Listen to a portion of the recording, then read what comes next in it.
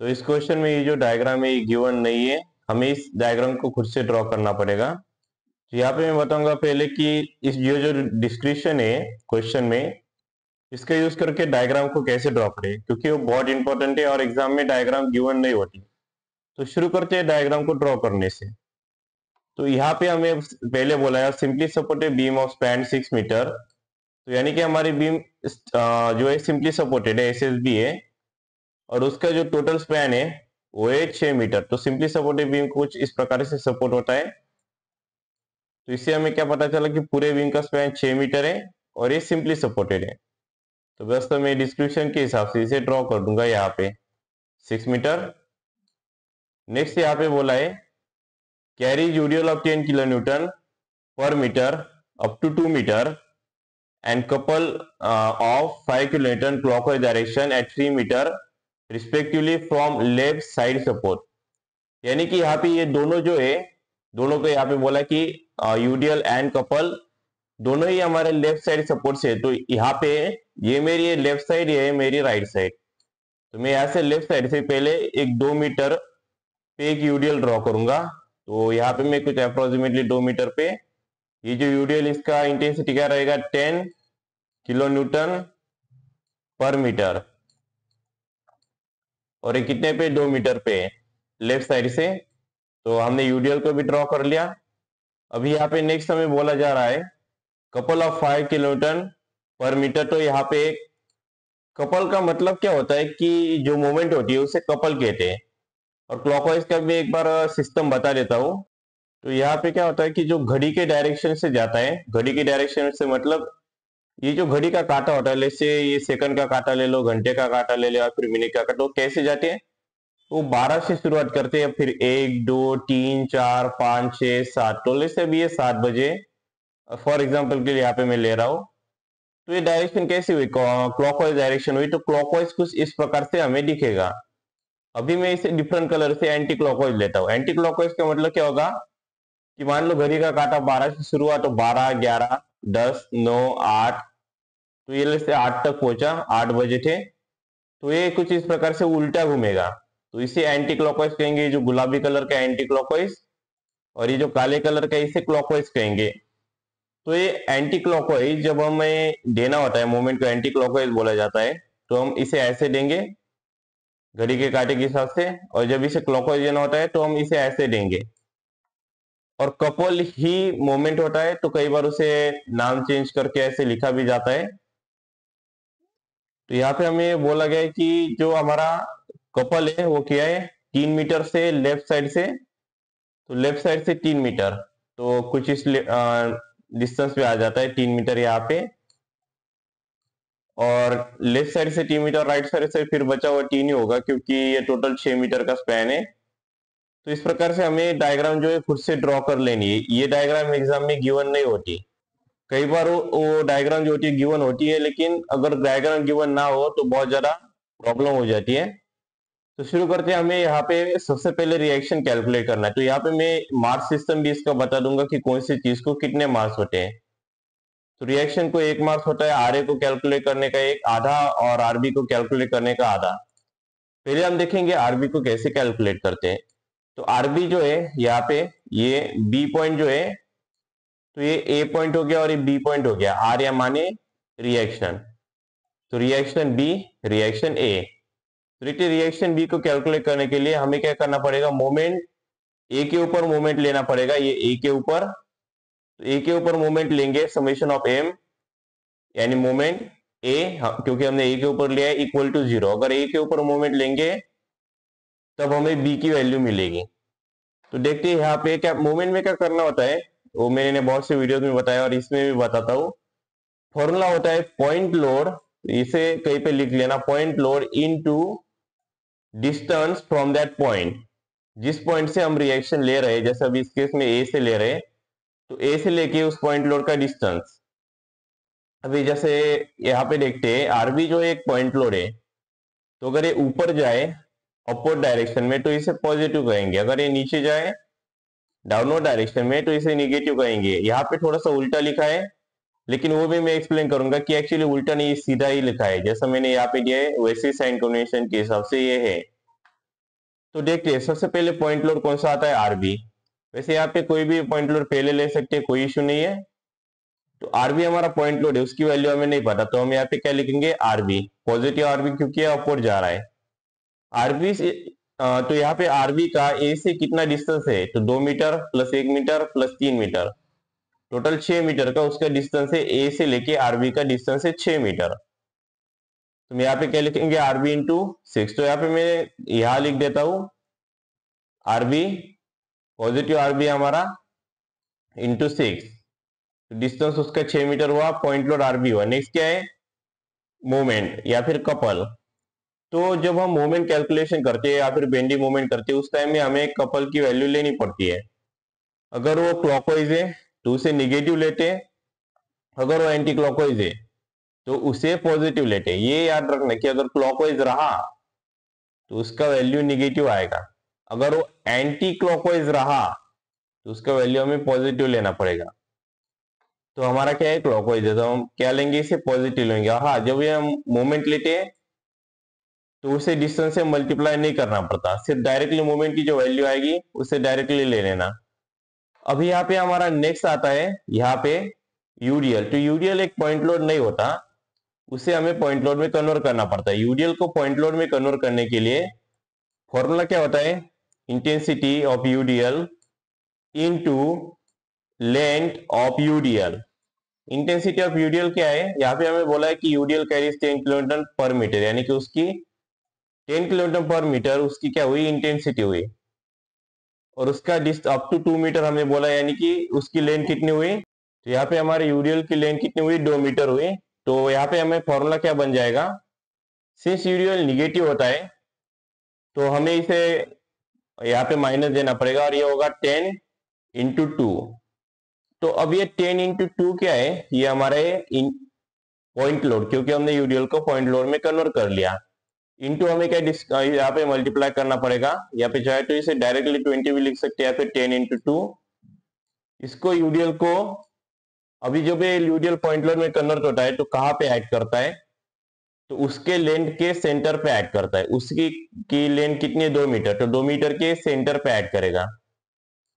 यानी कि 2 मीटर का सेंटर क्या होता है, यहां से 1 मीटर हो गया और इस वाले साइड से 1 मीटर हो गया। तो हम यहाँ पे क्या लेंगे, -10 इंटू 2 इंटू 1। तो यहाँ पे हमें ये इक्वल टू 0 देना है। जैसे ये सारे, तो ये जो पूरी टर्म हुई, यहाँ पे मैं इसे ड्रॉ भी करता हूं, ये जो पूरी टर्म हुई इसे हम कहते हैं समेशन ऑफ एम ए। तो ये हमारा हुआ summation of M A, moment at a point M. तो एम से जो मोमेंट ली है वो सारी यहाँ पे हो गई। लेकिन इक्वल टू 0 भी यहाँ पे हमें दिया है, तो इक्वल टू 0 भी यहाँ पे हमने डायरेक्टली लिख लिया। तो ये इंपॉर्टेंट क्यों है ये सब, क्योंकि यहाँ पे क्या है, अगर हम यहाँ पे देखेंगे तो आरबी इंटू 6 एक अकेली टर्म है कि जो पॉजिटिव है। उसके बाद की जो भी सारी टर्म्स है, -5, -10 इंटू 2 इंटू 1, ये सारी की सारी टर्म्स निगेटिव है। तो अगर हम इस सभी टर्म्स को, अगर हम इसे स्विच कर लेंगे, यानी कि लेफ्ट वाले साइड, सॉरी राइट वाले साइड में डाल देंगे, 0 के साइड में, तो ये सारी पॉजिटिव हो जाएंगी। इसलिए देखोगे कि तो ये सारी टर्म्स लेफ्ट से अगर राइट में जाएंगी तो देखोगे इनका साइन चेंज हो जाता है, इसलिए ये यहाँ पे पॉजिटिव है। असल में ये पॉजिटिव नहीं होती, असल में निगेटिव होती है। तो आई होप इससे अभी अंडरस्टैंडिंग हो चुकी होगी। तो हमें नेक्स्ट क्या करना है, इन सभी टर्म्स को सॉल्व करना है। अगर करोगे मैन्युअली भी करोगे तो इसका आता है 10 इंटू 2 करोगे तो 20 आता है, 20 इंटू 1 20, और 20 प्लस 1 5। तो 25 को अगर हमें 6 से डिवाइड करना है, क्योंकि 6 यहाँ पे मल्टीप्लाई में है, तो अगर यहाँ पे मल्टीप्लाई में तो यहाँ पे जाके डिवाइड हो जाएगा, तो इस पूरी टर्म को ही डिवाइड करेगा। तो यहाँ पे हम डाल सकते हैं डायरेक्टली 25 इंटू डिवाइडेड बाय 6। तो हमारा आंसर वो आएगा यहाँ पे 4 लगभग 4.17 आएगा। अगर इसे राउंड अप करेंगे तो 4.17 किलो न्यूटन। तो अभी नेक्स्ट क्या है हमारा, summation of F Y equal to 0।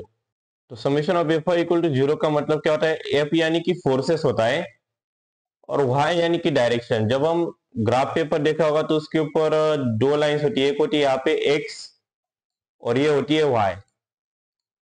तो जो भी हम वर्टिकल लाइन ड्रॉ करते हैं वो y में ड्रॉ करते हैं और हॉरिजॉन्टल सारी की सारी x में ड्रॉ करते हैं। तो ये तो बेसिक पता ही होगा। तो y में क्या है, हमें जितने भी वर्टिकल फोर्सेस है, अब यहाँ पे फोर्सेस की बात हो रही है, यहाँ पे मोमेंट नहीं आएगा, तो जितने भी वर्टिकल फोर्सेस है चाहे वो अपवर्ड जाके पॉजिटिव बने या फिर डाउनवर्ड जाके निगेटिव बने, उन सभी का एडिशन करना है। और इसमें यूडीएल भी आता है क्योंकि यूडीएल को हम पॉइंट लोड में कन्वर्ट कर सकते हैं। यहाँ पे अपवर्ड फोर्सेस कौन से देखते हैं यहाँ पे, और असाइन कन्वेंशन ये रहेगा। तो देखते हैं आर ए हमारा अपवर्ड कैसे जा रहा है, पॉजिटिव, प्लस हमारा आरबी क्या है, अपवर्ड कैसे जा रहा है, positive, R A plus RB. अभी यहाँ पे हमारा 10 किलो न्यूटन पर मीटर हमारा यूडीएल है, तो इसे पॉइंट लोड में कन्वर्ट करना करेगा। कैसे करेंगे, इंटेंसिटी ऑफ यूडीएल, और यहाँ ये डाउनवर्ड जा रहा है तो इसे हम निगेटिव देंगे। तो intensity of UDL is 10 into उसकी लेंथ कितनी है 2, इक्वल टू 0। इक्वल टू 0 हमारा कांस्टेंट रहता है यहाँ पे, जैसे ये वाला था। तो यहाँ पे आर ए प्लस आरबी दोनों पॉजिटिव है। अगर हम -10 इंटू 2 को लेफ्ट साइड में यहाँ पे अगर इसे डाल दे तो ये क्या होगा, पॉजिटिव 10 इंटू 2 बन जाएगा। 10 इंटू 2 कितना होता है, 20। हमने आरबी की वैल्यू फाइंड की क्या है, 4.17। तो यहाँ पे हमें क्या करना है, आरबी की वैल्यू 4.17 यहाँ पे क्या है, पॉजिटिव है। अगर वो हम उसे राइट साइड में डालेंगे यहाँ पे तो क्या होगा, 20 माइनस 4.17 हो जाएगा, क्योंकि यहाँ पे पॉजिटिव तो निगेटिव में कन्वर्ट हो जाएगी। तो इसे अगेन यहाँ पे कैलकुलेटर में करते हैं, 20 माइनस 4.17, आंसर आता है हमारा यहाँ पे 15.83 किलो न्यूटन। तो हमें इसके 1 मार्क्स मिलते हैं, इसका आधा और इसका आधा, ऐसे हमें टोटल 1 मार्क्स रिएक्शन का हो गया। नेक्स्ट है शियर फोर्स। शियर फोर्स को भी 1 मार्क्स ही होता है। देखते हैं शियर फोर्स हम कैसे कैलकुलेट करेंगे। तो शियर फोर्स हमें यहाँ पे शुरुआत जो करनी है वो हमें ए सी डी और फिर बी में जाना है। यहाँ पे ऐसा भी कर सकते हैं, ए और बी यहाँ पे तो कंपलसरी रहेगा, लेकिन यहाँ पे हम इसे डी और यहाँ पे सी भी डाल सकते हैं। तो कई बार वैसे भी होता है तो वो भी चलता है। तो देखते हैं शियर फोर्स एट ए। तो पहले हम इसे लेफ्ट से राइट में जाएंगे, तो लेफ्ट में सबसे पहले ए आता है। तो ए को हम इसे 2 पॉइंट्स में डिवाइड करेंगे, लेफ्ट और राइट में। तो अगेन यहाँ पे ए लेफ्ट हो गया, यहाँ पे राइट हो गया। तो ए का जो लेफ्ट है ए एल, तो लेफ्ट में तो कुछ भी नहीं है, तो ये इसकी वैल्यू क्या होगी, 0। ए का जो राइट साइड है उसमें क्या, कौन सा पॉइंट है, ये जो राइट साइड है ए का, यहाँ पे दिख रहा होगा ये वाला। तो यहाँ पे आरबी, आरबी का वैल्यू हमने फाइंड किया था 15.83 आया था। तो उस हिसाब से हमारा ए आर का, और वो पॉजिटिव में आया था, तो आर ए का वैल्यू हमारा क्या होता 15.83। तो हमारा यहाँ पे ए का यानी ए आर का वैल्यू क्या हो जाएगा, जिसे कि हम डायरेक्टली ए भी लिख सकते हैं क्योंकि ए एल 0 है।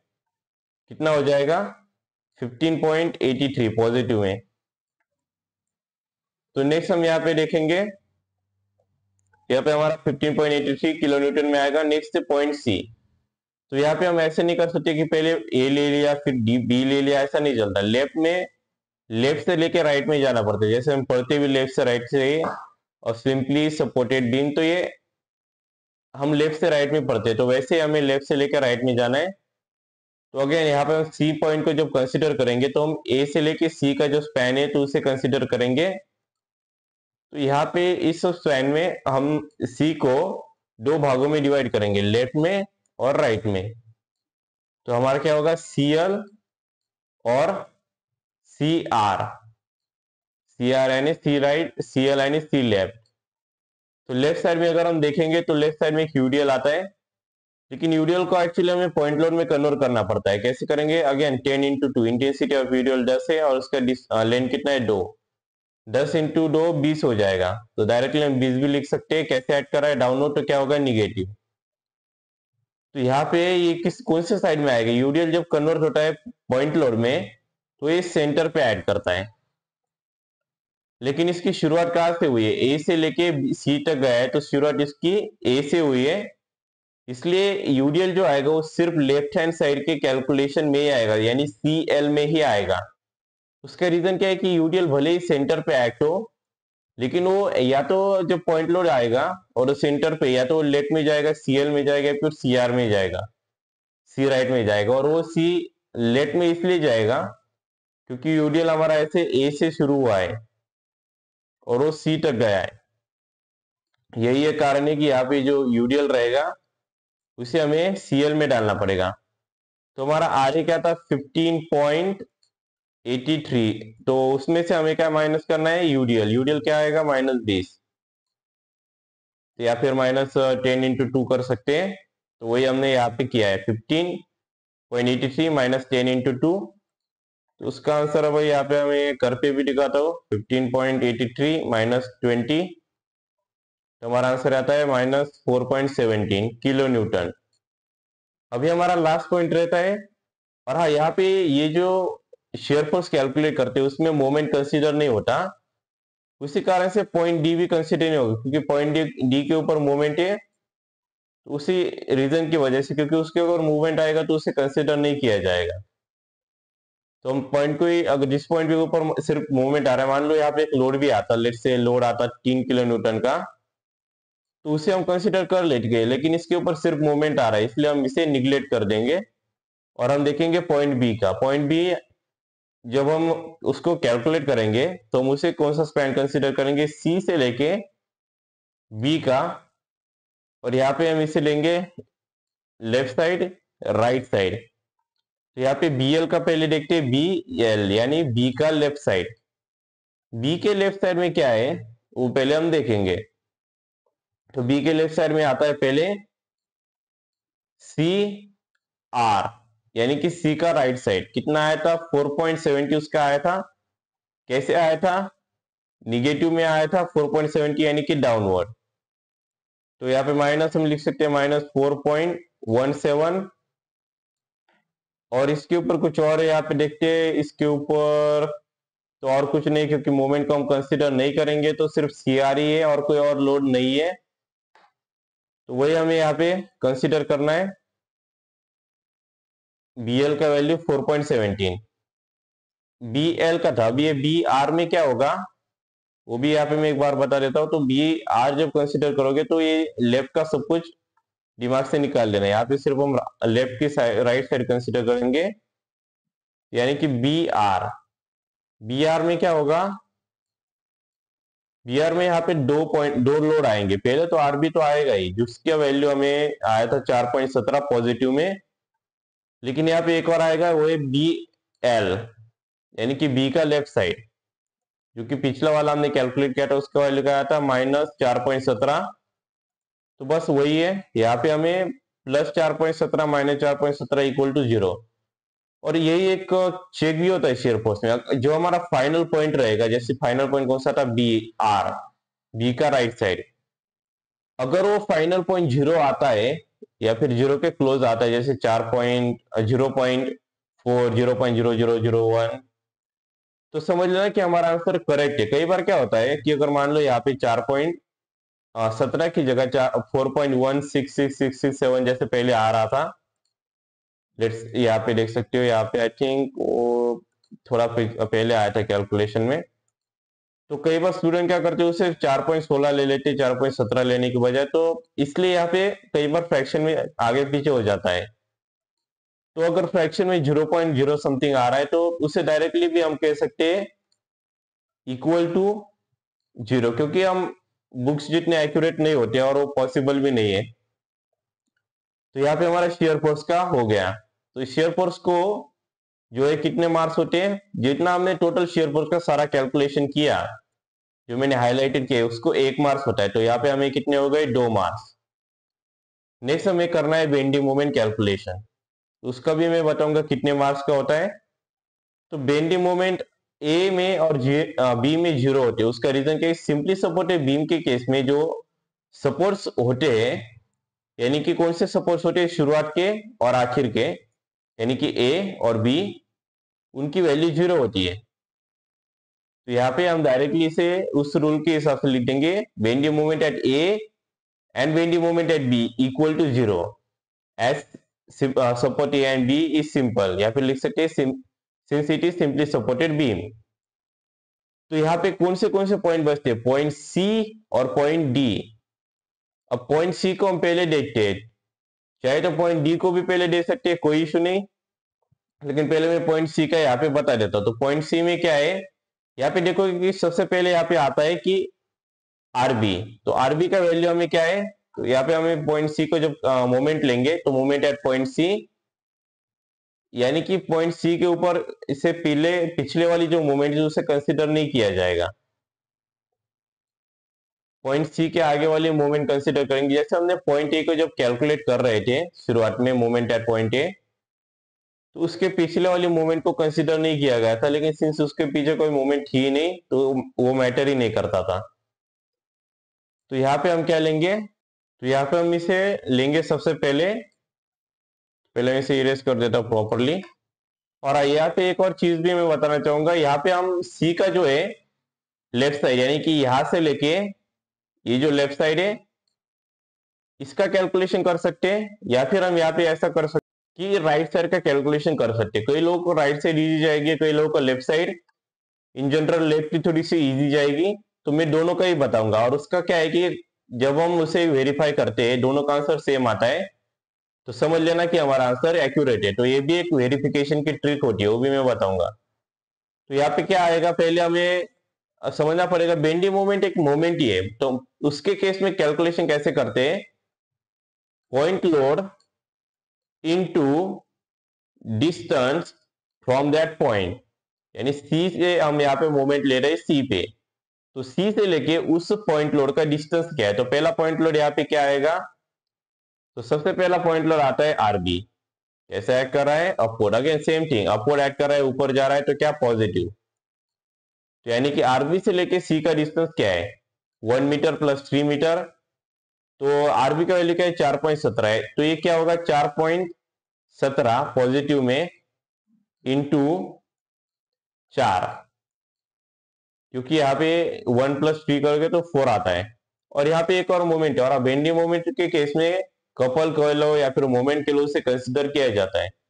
अगेन सेम साइन कन्वेंशन होता है, अगर वो एंटी क्लॉकवाइज है, जैसे भी एंटी क्लॉकवाइज जा रहा है तो क्या होगा, निगेटिव होगा। तो 4.17 इंटू 4 -5 अगर हम करेंगे, क्योंकि मोमेंट जब होता है तो उसको डिस्टेंस से मल्टीप्लाई नहीं करते, इक्वल टू ये यहाँ पे क्या आ जाएगा हमारा 4.17 इंटू 4 -5, अगर हम इसे करेंगे तो इसका आंसर यहाँ पे आएगा 11.68। तो यहाँ पे क्या है, अगर हम इसे लेफ्ट साइड से लेंगे तो उसका वैल्यू में देखोगे तो 11.66 यहाँ पे आता है, वो भी मैं बताऊंगा। तो 0.02 का डिफरेंस आता है, जो कि माइनर डिफरेंस है, कुछ ज्यादा बड़ा डिफरेंस नहीं है। तो कई बार ऐसे छोटे मोटे डिफरेंसेस आते रहते, क्योंकि अगेन हम किताबी लेवल के प्रोफेशनल नहीं है, तो इसी कारण से वो डिफरेंसेस आते हैं। तो यहाँ पे हमारा आंसर क्या है, यहाँ पे 11.68। अगर हम इसे लेफ्ट साइड से, सॉरी राइट साइड से इसे कैलकुलेट करेंगे, तो अगर हमें इसे लेफ्ट साइड से कैलकुलेट करना है तो ये वाला था राइट साइड, तो लेफ्ट साइड से कैसे करेंगे, तो लेफ्ट साइड में क्या क्या है वो पहले देखते हैं। लेफ्ट साइड में है हमारा आर ए, आर ए कैसे जा रहा है, ऊपर जा रहा है अपवर्ड, तो अपवर्ड जाएगा तो क्या होगा, पॉजिटिव। आर ए का वैल्यू क्या है 15.83। आर ए से लेके सी का डिस्टेंस क्या है, देखोगे तो ये डिस्टेंस आता है 2 मीटर। तो बस वही है, इसे मैं यहाँ पे लिख देता हूं -15.83। इसे थोड़ा सा हैंडराइटिंग खराब आएगा, लेकिन कोई इश्यू नहीं। 83 इंटू 2 मीटर, और ये कैसे आएगा, पॉजिटिव आएगा, तो इसे पॉजिटिव में लिखना है, निगेटिव में इसे मत लिखना। नेक्स्ट है हमारा यूडीएल। तो पहले यूडीएल को पॉइंट लोड में कन्वर्ट करना पड़ेगा। कैसे करेंगे, intensity of UDL into load. Intensity कितनी है 10, लोड कितना है 2, सॉरी उसका लेंथ कितना है 2 मीटर, तो -10 इंटू 2। जब हम इसे करेंगे तो यहाँ पे -10 है, -10 इंटू 2, और इसको इससे डिस्टेंस से मल्टीप्लाई करेंगे तो ये पॉइंट लोड में कन्वर्ट हो गया। तो उसका डिस्टेंस कितना है, तो ये यूडीएल पॉइंट लोड में कन्वर्ट होता है तो सेंटर में ऐड करता है। यूडीएल के सेंटर से लेके सी तक का डिस्टेंस क्या है, तो सेंटर पे ऐड करेगा तो क्या ऐड करेगा, 2 के सेंटर पे, यानी कोई डिस्टेंस कितना होगा, 2 का सेंटर क्या है, लेफ्ट साइड से 1 मीटर, राइट साइड से 1 मीटर, तो ये कितना होगा, -10 इंटू 2 इंटू 1 इक्वल टू हमारा आंसर क्या आएगा, उसे भी एक बार यहाँ पे देखते हैं। तो इसे मैं साइड में लेता हूँ कैलकुलेटर को यहाँ पे स्क्रीन के ऊपर। सो 15.83 इंटू 2 प्लस सॉरी माइनस, क्योंकि यूडीएल डाउनलोड ऐड कर रहा है, तो -10 इंटू 2 इंटू 1 एंटर, क्या वैल्यू आती है 11.66। तो यहाँ पे देख सकते हो लगभग लगभग यहाँ पे ज्यादा डिफरेंस नहीं है, बस 0.02 का डिफरेंस है। तो यहाँ पे हम देखते हैं यहाँ पे डी एल, यानी कि डी का लेफ्ट साइड और डी का राइट साइड, अब यहाँ पे बहुत ज्यादा डिफरेंस आएगा। उसका रीजन क्या है, अगर कपल या फिर मोमेंट नहीं आता तो उस केस में कोई डिफरेंस नहीं होता। जैसे माइनर डिफरेंस 0.02 का आ गया, कई बार 0.001 का आ गया, तो बस वही डिफरेंस होता है, कई बार डिफरेंस भी नहीं होता लेफ्ट और राइट साइड का। लेकिन जब कपल आता है तो उसको हम लेफ्ट साइड और राइट साइड दोनों कंसिडर करना पड़ता है। तो यहाँ पे हम देखेंगे डी एल और डी आर, डी की लेफ्ट साइड और डी की राइट साइड। और हाँ, यहाँ पे लेफ्ट साइड और राइट साइड का भी एक झोले वो मैं बताऊंगा। तो देखो लेफ्ट साइड का जो कैलकुलेशन है वही राइट साइड में होता है, बस उसमें ये जो कपल की वैल्यू होती है वो एडिशनली ऐड हो जाती है, बस यही एक डिफरेंस है, बाकी सब कुछ सेम है यहाँ पे। तो इसे हम पहले देखते हैं, डी का लेफ्ट साइड यानी क्या हुआ। अब यहाँ से ऐसा मत करना कि ये लेफ्ट साइड हो गया ये मेरा राइट साइड हो गया, ऐसा नहीं करना है। उसके राइट साइड में मैं ये रिकमेंड करता हूँ कि राइट साइड जो है डीएल की वही कंसिडर करो। राइट साइड कौन सी हुई, यहां से लेके ये वाली, तो ये राइट साइड हुई। इसमें क्या आएगा, डी से लेके बी तक का जो स्पैन है वो कंसिडर होगा। तो मैं इसे इमेजिनरी लाइन में डाल देता हूँ समझने के लिए। तो ये लेफ्ट साइड हुई और ये राइट साइड हुई डी और बी के बीच में। इसमें जो हमारा डीएल होगा वो ये वाले साइड का होगा, डी आर जो होगा ये वाले साइड का होगा। पहले हम इसे डी आर को देखते हैं। तो यहाँ पे क्या है, डी आर को पहले देखने का कारण क्या है, इससे पहले हम डीएल को भी देख सकते हैं और डी आर को भी देख सकते हैं। तो यहाँ पे हम देखते हैं सबसे पहले क्या है कि दोनों का वैल्यू सेम क्यों आएगा, क्योंकि यहाँ पे जो आरबी ऐड हो रहा है, तो आरबी कितना डिस्टेंस से हो रहा है, आरबी की वैल्यू क्या है यहाँ पे 4.17, तो आरबी कितने डिस्टेंस से ऐड कर रहा है 3 मीटर से। तो 4.17 इंटू 3 हम करेंगे 4.17 इंटू 3। तो यहाँ पे हम इसे नेक्स्ट देखते हैं, 4.17 इंटू 3 में हमारा पॉजिटिव यहाँ पे हो गया। तो नेक्स्ट क्या है यहाँ पे, तो देखोगे तो यहाँ पे और कुछ है नहीं। तो 4.17 इंटू 3 अगर हम इसे कैलकुलेटर पे करेंगे तो हमारा यहाँ पे आंसर आएगा 12.51। तो ये हमारा किसका वैल्यू हो गया, डी आर का। तो इसे हम चाहे तो लेफ्ट साइड से भी कर सकते हैं, जो कि इस क्वेश्चन पेपर में किया गया है, ये वाले लेफ्ट साइड से। यानी कि जो टोटल यहाँ पे देख सकते हो, ये जो यहाँ से लेके यहाँ तक ये जो लेफ्ट साइड से इससे किया गया है, तो हम इसे राइट साइड से कर रहे हैं। तो राइट साइड का थोड़ा सा इजी जाएगा, क्योंकि उसका रीजन क्या है कि इजी कौन सा जाता है वो भी एक बार मैं बता देता हूँ। जहां जिस साइड पे कम लोड दिख रहे, स्पैन छोटा है, लोड कम है, तो वो साइड ज्यादा इजी जाती है। तो हमारे यहाँ पे जो वैल्यू जो है बी आर का वो क्या हो जाएगा, सॉरी डी आर का। तो डी आर का वैल्यू हमारा हो जाता है, अगेन इसे मैं चेक करता हूँ क्या आया था, 12.51, 12.51।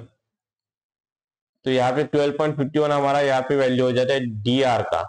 अब डीएल यानी कि डी लेफ्ट का वैल्यू हम देखेंगे क्या होता है। तो डीएल के वैल्यू में क्या है, कैलकुलेशन वही है, आरबी इंटू 3 यानी 4.17 इंटू 3, बस एक चीज एडिशनली ऐड होगी, वो है moment, sorry UDL, sorry moment UDL नहीं कह रहा हूं मैं, कपल या फिर उसे कहेंगे मोमेंट। तो ये जो है ये एडिशनली ऐड होगी। तो इसमें क्या है कि -5 किलोमीटर ने, क्योंकि एंटी क्लॉकवाइज हम ऐसे क्या करेंगे, -4.17 इंटू 3 -5, तो ये वाला पॉजिटिव है, सॉरी 4.17 इंटू 3 -5 इक्वल टू क्या आता है देखते हैं, तो यहाँ पे -5 में करूंगा सिर्फ, तो हमारा आंसर आता है 7.51। ये 7.51 हमारा डी एल है, यानी डी का लेफ्ट साइड। तो अगर हम इसे मॉडल आंसर पेपर के इससे कंपेयर करेंगे तो फर्क आता है, डिफरेंस आता है कितना, 0.01 का डिफरेंस आता है, जो कि माइनर डिफरेंस है और नेग्लिजिबल भी है। तो देखोगे तो 12.5 यहाँ पे डी आर का आता है, तो यहाँ पे हमारा आया था 12.51, जो कि माइनर डिफरेंस है। तो यहाँ पे अब मैं इसे लेफ्ट साइड से कैसे करते वो भी दिखाऊंगा, क्योंकि क्वेश्चन आंसर पेपर में इसे लेफ्ट से कवर किया गया है। जब लेफ्ट साइड देखोगे तो एक चीज करना, सिर्फ जो राइट साइड है उसे अपने दिमाग से इरेज कर देना, बस पेन से एग्जाम हॉल में इरेज मत करना। और हाँ, मूवमेंट यहाँ पे रहेगी इसकी जैसे कि तैसे, तो इसे मैं बस विजुअलाइजेशन पर्पस के लिए यहाँ पे इसे इरेज कर रहा हूँ। तो यहाँ पे जब हम लेफ्ट साइड का कैलकुलेशन करेंगे तो यहाँ पे पता चलेगा कि डिफिकल्ट क्यों है। पहले लोड आता है आर ए, कैसे जा रहा है, अपवर्ड जा रहा है, यानी पॉजिटिव। आर ए का वैल्यू क्या है, 15.83। आर ए का हमें पॉइंट लोड मिल गया 15.83 पॉजिटिव है। आर ए का डी से लेकर डिस्टेंस कितना है, तो यहाँ पे 2 मीटर प्लस 1 मीटर यानी 3। तो यहाँ पे हमारा क्या हो जाएगा 15.83। तो इसे मैं थोड़ा सा साइड में लेता हूं, 15.83 इंटू 3। तो यहाँ पे नेक्स्ट है हमारा -10 इंटू 2, क्योंकि हमें यूडीएल की इंटेंसिटी क्या है 10, उसका लेंथ क्या है 2। तो ये यूडीएल हमारा पॉइंट लोड में कन्वर्ट हो गया। उसके बाद हमारा यूडीएल सेंटर पे ऐड होगा, यानी कि अब यहाँ पे इंपॉर्टेंट स्टेप है, क्योंकि ये सेंटर यानी क्या होगा, ये होगा डो का सेंटर। तो क्या इस वाले साइड से कितना 1 मीटर, इस वाले साइड से कितना 1 मीटर। तो यहाँ पे लोग क्या करेंगे इंटू 1 कर देंगे, जो कि सही नहीं है, ये गलत है। उसका रीजन क्या है कि यहाँ पे ये इंटू 1 मीटर तो हो गया, लेकिन कहाँ से लेके ये होगा सी तक, इसका 1 मीटर रहेगा, और सी से लेके डी तक का जो डिस्टेंस है वो अगेन 1 मीटर है। तो ये एक्चुअली 1 + 1 होगा, यानी कि 2 मीटर हो जाएगा, क्योंकि यहाँ से लेके 1 मीटर और यहाँ पे भी 1 मीटर है। तो इसका हमें यहाँ पे इंटू 2 ही करना पड़ेगा, इसलिए यहाँ पे हम इसे इंटू 2 करेंगे डिस्टेंस। तो बस वही हमें यहाँ पे इसका कैलकुलेशन करना है। और ये सभी जो कैलकुलेशन आएगा ये बीएल में आएगा, सॉरी डीएल में, यानी कि डी के लेफ्ट साइड में। तो हम इसे यहाँ पे मैं इसे डीएल लिख देता हूँ। तो देखते हैं यहाँ पे मैंने इसका कैलकुलेशन किया है, तो इसका आंसर जो आता है 15.83 इंटू 3 -10 इंटू 2 इंटू 2, ये 7.49 ही आएगा, जो कि ज्यादा कुछ डिफरेंस नहीं है, 0.02 का डिफरेंस आएगा। तो 7.49 इसे मैं यहाँ पे लिख देता हूँ। इसके बाद यहाँ पे नेक्स्ट क्या है कि डी एल, यानी कि डी का राइट साइड। तो राइट साइड में क्या होगा, बाकी सारा कैलकुलेशन सेम रहेगा, बस एक चीज यहाँ पे एडिशनली ऐड हो जाएगी, और वो ये होगी कि यहाँ पे ये जो 5 किलोमीटर मीटर का जो मोमेंट है वो राइट साइड में, यानी कि डी आर में क्या होगा, जो भी डीएल का कैलकुलेशन होगा उसमें बस -5 उसमें ऐड हो जाएगा। तो 15 इंटू 18.3 -10 इंटू 2 इंटू 2 -5, बस यही एक चीज ऐड होगी, और ये होगी इसे एक्चुअली ये जो मोमेंट है हमें इसे पॉजिटिव लेना पड़ेगा, क्योंकि यहाँ पे हम इसे लेफ्ट साइड से सारा कैलकुलेशन कर रहे हैं। तो लेफ्ट साइड में क्या होता है, जो मोमेंट का जो क्लॉकवाइज एंटी क्लॉकवाइज बताया था वो उल्टा हो जाता है। जैसे अभी अगर इसे हमने एंटी क्लॉकवाइज होता तो इसे निगेटिव लेते, और क्लॉकवाइज होता तो इसे पॉजिटिव लेते। तो यहाँ पे हमें बस एक चीज डिफरेंट करनी है, वो ये कि यहाँ पे माइनस की जगह इसे +5 लेना है। तो देखोगे तो सेम आंसर आएगा इससे 12.49। तो इसलिए मैं ये रिकमेंड करता हूँ कि यहाँ पे लेफ्ट साइड से इसे कैलकुलेट मत करना, राइट साइड से ही करना, उसे थोड़ा सा इजी जाता है। और उसका रीजन भी है कि क्लॉकवाइज एंटी क्लॉकवाइज का फिर इसका निगेटिव उसका पॉजिटिव, इसमें एग्जाम में कंफ्यूजन बहुत ज्यादा हो जाता है। तो हमारा डी आर का वैल्यू क्या आया 12.5, तो लगभग एक ही ले सकते हैं, 12.5 ले सकते हैं, कुछ ज्यादा फ्रैक्शन से कुछ ज्यादा डिफरेंस नहीं आता। बस वो एक से ज्यादा का डिफरेंस नहीं आना चाहिए, जैसे 1.1 1.2 ऐसा इतना बड़ा नहीं होना चाहिए। अभी ये तो हमने कैलकुलेट कर लिया बेंडिंग मोमेंट, तो इसके हमें 1 मार्क्स मिलेंगे। टोटल अभी तक हमारे 3 मार्क्स हुए और यहाँ पे हमें टोटल 6 मार्क्स का क्वेश्चन है। आगे हम देखते हैं मैक्सिमम बेंडिंग मोमेंट कैलकुलेशन। तो उससे पहले इसको मैं समझाना चाहूंगा ये क्या होगा कि मैक्सिमम बेंडिंग मोमेंट क्या चीज है। तो इसके लिए हमें पहले शियर फोर्स के डायग्राम को ड्रॉ करना पड़ेगा, तभी इससे अच्छे से समझ में आएगा। तो यहाँ पे हमें शियर फोर्स डायग्राम को देखते हैं। शियर फोर्स की हमें वैल्यू देखनी पड़ेगी। शियर फोर्स की ए की वैल्यू 15.83, सी की 4.17 माइनस में, बी की भी 4.17 माइनस में और 0। तो देखते हैं यहाँ पे हमें क्या है, अगर यूडीएल होता है, जैसे अभी यहाँ पे यूडीएल है, तो एसएफडी के केस में अगर यूडीएल आते हैं तो ऐसे इंक्लाइन लाइन से उसे ज्वाइन करते हैं। अगर यूडीएल नहीं है, जैसे सी और डी तक नहीं है, तो उसे स्ट्रेट लाइन से 2 पॉइंट्स को ज्वाइन करते हैं। और एक और चीज है, अगर ये वैल्यू हमारी निगेटिव आती है तो उसे हमें नीचे ड्रॉ करना पड़ता है, पॉजिटिव आती है तो ऊपर ड्रॉ करना पड़ता है। तो पहले हमारी वैल्यू 15.83 ए की है, तो हम इसे अप्रोक्सीमेटली एक डिस्टेंस से एक लाइन ड्रॉ करेंगे वर्टिकली। 15.83 हाईएस्ट है तो सबसे ज्यादा थोड़ा सा उसकी हाइट ज्यादा रखेंगे। नेक्स्ट है सी की वैल्यू 4.17 माइनस में, तो हम इसे नीचे ड्रॉ करेंगे और इन दोनों को इंक्लाइन लाइन से कनेक्ट करेंगे, क्योंकि यहाँ पे यूडीएल है। अगर यूडीएल नहीं होता तो स्ट्रेट लाइन का यूज करते हैं, लेकिन सिंस यूडीएल है तो हमें इंक्लाइन लाइन का यूज करना पड़ेगा।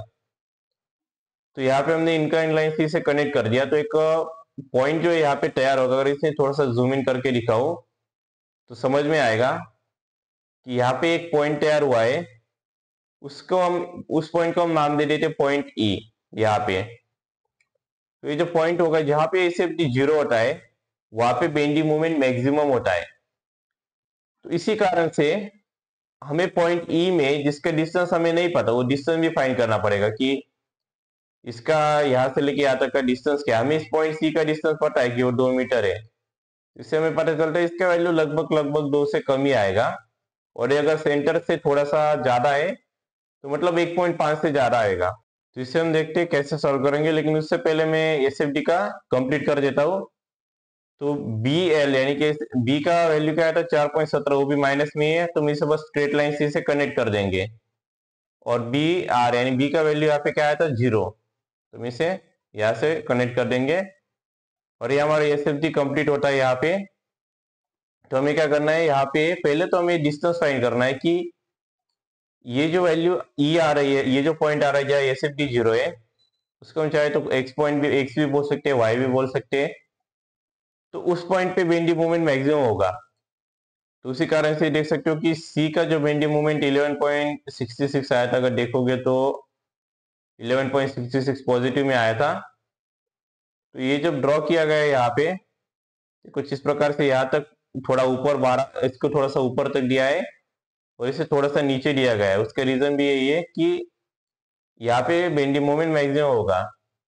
तो ये पॉइंट हमें फाइंड करना पड़ेगा कि कितने डिस्टेंस पे है। पहले तो हमें डिस्टेंस फाइंड करना पड़ेगा, फिर हमें उसकी वैल्यू फाइंड करनी पड़ेगी कि मैक्सिमम बेंडिंग मोमेंट है कितनी जो डेवलप हो रही है। कई बार मैक्सिमम बेंडिंग मोमेंट डेवलप नहीं होती, जैसे जो पिछला वाला लेक्चर हमने लिया था इस न्यूमेरिकल का, इसी क्वेश्चन पेपर के, तो यहाँ पे बेंडिंग मोमेंट डेवलप नहीं होती, उसलिए पहले वाले लेक्चर्स में भी नहीं हुई थी।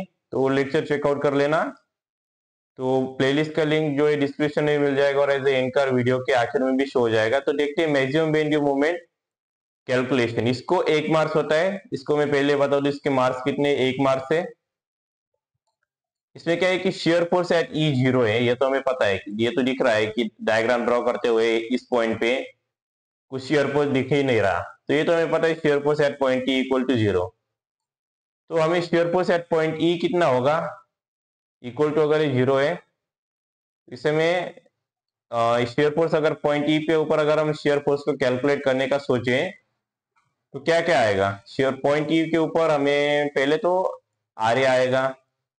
तो आर ए का वैल्यू क्या होगा, हमें ये डिस्टेंस नहीं पता, तो इस डिस्टेंस को हम अज्यूम कर लेते हैं एक्स, चाहे तो Y U V W X Y कुछ भी अज्यूम कर सकते हैं।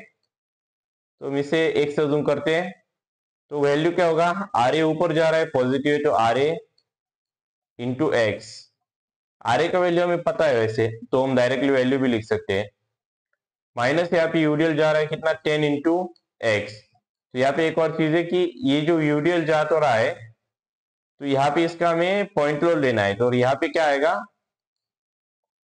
आरबी सॉरी आर का वैल्यू पर हम देख लेते क्या था, 15.83। और यहाँ पे ये जो कैलकुलेशन होता है ये एक्चुअली इसमें फोर्सेस को एडिशन करते हैं। तो बेंडी मोमेंट के केस में उसको मोमेंट से उससे मल्टीप्लाई करते हैं। तो इसका भी करना क्या है इसमें बेसिकली, वो एक बार मैं यहाँ पे बता देता हूँ कि यहाँ पे जितने भी हमारे फोर्सेस है, वर्टिकल फोर्सेस, उसकी बस एडिशन कर लेनी है। जैसे हमारा आर ए का वैल्यू 15.83 था शायद, तो कैसे जा रहा है, अप हो जा रहा है तो पॉजिटिव। डाउनवर्ड जो है यूडीएल का वैल्यू है, तो यूडीएल को बस पॉइंट लोड में कन्वर्ट कर लेना है। कितना आएगा इंटेंसिटी ऑफ यूडीएल, 10 इंटू उसकी लेंथ हमें नहीं पता, उसे हमने एक से दूं के ई तक नहीं पता, सी तक पता है, लेकिन हमें ई तक चाहिए क्योंकि हमें नहीं पता, तो इसलिए -10 इंटू एक्स। तो हमारे यहाँ पे वैल्यू क्या हो जाएगा, plus 15.83 -10 into X equal to 0। तो इससे हमें एक्स की वैल्यू मिल जाएगी। तो यहाँ पे 15.83 को हम इसी साइड में रहने देते, पॉजिटिव है तो एक्स को हम राइट साइड में डालते हैं, क्या आएगा 10x। तो x की वैल्यू क्या हो जाएगी 15.83 डिवाइडेड बाय x। वही हम इसे कैलकुलेटर पे डालते हैं क्योंकि 10 यहाँ पे मल्टीप्लाई कर रहा है तो इस साइड में जाके डिवाइड करेगा। तो 15.83 डिवाइडेड बाय x की वैल्यू 10, तो मेरा आंसर आएगा 5.833 सॉरी 1.513। तो ये हमारा x का वैल्यू यहाँ पे हो जाता है। तो यहाँ पे हमें x का वैल्यू कहाँ से आए, फ्रॉम सपोर्ट ए। सपोर्ट ए से लेके ए का वैल्यू सॉरी डिस्टेंस क्या है 1.583। अब हम यहाँ पे बेंडी मोमेंट कैलकुलेट कर सकते हैं ई का, बेंडी मोमेंट मैक्सिमम कह सकते हैं या फिर बेंडी मोमेंट एट ई। और बेंडी मोमेंट जब कैलकुलेट करेंगे तो फॉर्मूला सेम रहेगा, पॉइंट लोड इनटू डिस्टेंस। तो देखते हैं यहाँ पे पॉइंट लोड यहाँ पे हमारा क्या आएगा। तो ई के ऊपर हम कहां से कैलकुलेट करने वाले, हमें ए के साइड से डिस्टेंस मिला है, तो हम इसे लेफ्ट साइड से कैलकुलेट करेंगे, राइट साइड से नहीं करेंगे, बहुत ज्यादा मुश्किल हो जाएगा। तो मैं इसे राइट साइड को मैं इरेज कर देता हूँ क्योंकि उसकी जरूरत नहीं है। तो राइट साइड में क्या होगा, यहाँ से लेके यहाँ तक का डिस्टेंस आर ए से लेके पहला पॉइंट हमें आता है आर ए। तो आर ए की वैल्यू हमें पता है 15.83। तो 15.83 यानी आर ए से लेके हमारा ई का डिस्टेंस कितना है जो कि हमने अभी कैलकुलेट किया 1.583। कैसे आएगा, पॉजिटिव में, क्योंकि आर ए ऊपर जा रहा है। नेक्स्ट है यहाँ पे 10 किलोन्यूटन पर मीटर, ये यूडीएल है, तो इसे पहले पॉइंट लोड में कन्वर्ट करना पड़ेगा। कैसे ऐड करा है, डाउनवर्ड। तो 10 इंटू 1.583, तो इसका लेंथ हमें 1.583 हो जाएगा ई तक। और उसका डिस्टेंस हमें चाहिए, ये तो हमें पॉइंट लोड में कन्वर्ट कर लिया, तो उसका डिस्टेंस ई से लेके यूडीएल का डिस्टेंस क्या है। तो यूडीएल जब पॉइंट लोड में कन्वर्ट होता है वो सेंटर पे ऐड करता है, उसके लेंथ के सेंटर पे, यानी कि 1.583 का सेंटर डिवाइडेड बाय 2। तो ये हमें डिस्टेंस दे देगा यूडीएल के सेंटर से लेके ई तक का डिस्टेंस। बस वही चीज हमें यहाँ पे चाहिए। इसे कैलकुलेटर में डालता हूँ, 15.83 इंटू 1.583 -10, इसे मैं ब्रैकेट में डाल देता हूँ, थोड़ा इजी जाएगा। -10 into 1.583 into in bracket 1.583 divided by 2, enter. 12.59 हमारा यहाँ पे मैक्सिमम जो आंसर आएगा, मैक्सिमम बेंडी मोमेंट क्या दे सकते हो, 12.83 आता है। इसे अगर राउंड अप करोगे तो 83 हो जाएगा, 12.83 किलोन्यूटन मीटर। कैसे आया, पॉजिटिव आया। अब ये भी इंपॉर्टेंट होता है, कैसे आता है, निगेटिव आएगा तो ये डाउनवर्ड जाएगा, यानी नीचे। अगर पॉजिटिव आएगा तो ऊपर जाएगा। तो यूडीएल की हमारी सारी वैल्यू पॉजिटिव ही आई। अगर देखोगे यहाँ पे बेंडी मोमेंट की, नॉट यूडीएल, सभी पॉजिटिव आए तो इन सभी को हम ऊपर लिखेंगे। तो कई बार क्या होता है, ज्यादातर आमतौर पे जैसे यूडीएल की वैल्यू निगेटिव आती है, स्पेशली कैंटिलीवर के केस में। तो वो यहाँ पे हमें सारी पॉजिटिव आई है, तो थोड़ा सा यहाँ पे इजी जाएगा ड्रॉ करने के लिए। तो देखते हैं, हम यहाँ पे यूडीएल लेंगे, बेंडी मोमेंट डायग्राम, सॉरी यूडीएल को गलती से बेंडी मोमेंट बोल दिया। तो यहाँ पे एसएफडी को ऐसे एक चीज बताना भूल गए, एसएफडी को भी 1 मार्क्स होता है और बेंडी मोमेंट के डायग्राम को भी 1 मार्क्स ही होता है। तो यहाँ पे हम इसे ड्रॉ करते हैं। तो पहले हमें ई की वैल्यू क्या हमने कैलकुलेट की 12.83, ए की वैल्यू और बी की वैल्यू तो हमें पता है 0 है क्योंकि एसएसबी है। तो अगर यहाँ पे अगर लेट से यूडीएल नहीं होता तो हम इसे स्ट्रेट लाइन से कनेक्ट करते, सॉरी इंक्लाइन लाइन से कनेक्ट करते। जैसे यहाँ पे यूडीएल नहीं है, सी और डी के बीच में यूडीएल नहीं है, तो बेंडी मोमेंट के केस में क्या होता है, अगर यूडीएल नहीं होता तो मुझे इंक्लाइन लाइन से कनेक्ट करते। देख सकते हो इंक्लाइन लाइन हमेशा याद रखना स्केल यानी पट्टी का यूज करके, या फिर एग्जाम हॉल में आई कार्ड अलाउड होता है तो आई कार्ड अपने कार्ड से निकाल के उससे ड्रॉ करना, हाथ से उसे ड्रॉ मत करना। कई लोग हंसते भी है कि आई कार्ड से ड्रॉ कर रहा है, तो उसके हंसने की बात नहीं होती। सर्वाइवल बेस पे होता है कि मार्क्स चाहिए होते हैं, यहाँ पे एक एक मार्क्स मैटर करता है। तो देखते हैं यहाँ पे हमें क्या है 12.83 सॉरी 53, तो हमने कर्व लाइन से इसे कनेक्ट कर दिया। और सी की वैल्यू हमारा है ये 11.66, तो 12.83 से वो थोड़ी सी कम है, तो इसे थोड़ा सा कम करके कर्व को थोड़ा सा कम कर दिया, क्योंकि सी तक तो ऐसे भी यूडीएल है तो कर्व भी आएगा। नेक्स्ट है डी की वैल्यू कितनी है, डी लेफ्ट की वैल्यू है 7.5, डी राइट की वैल्यू है 12.5, तो राइट की वैल्यू आमतौर पे ज्यादा ही आती है। तो हम इसे इंक्लाइन लाइन से इसे और नीचे करेंगे और इसे कनेक्ट करेंगे डी के साथ, और एक थोड़ा सा ऊपर हम एक लाइन स्ट्रेट लाइन ड्रॉ करेंगे 12.50 के लिए, जो कि डी आर है, डी राइट साइड, और सिंस बी की वैल्यू 0 है तो इसे बी के साथ कनेक्ट कर देंगे। तो यहाँ पे हमें बेंडी मोमेंट डायग्राम हमारा इस हिसाब से कंप्लीट होता है। तो ये हमारा क्वेश्चन फाइनली, अब जाके अभी फाइनली ये क्वेश्चन खत्म होता है।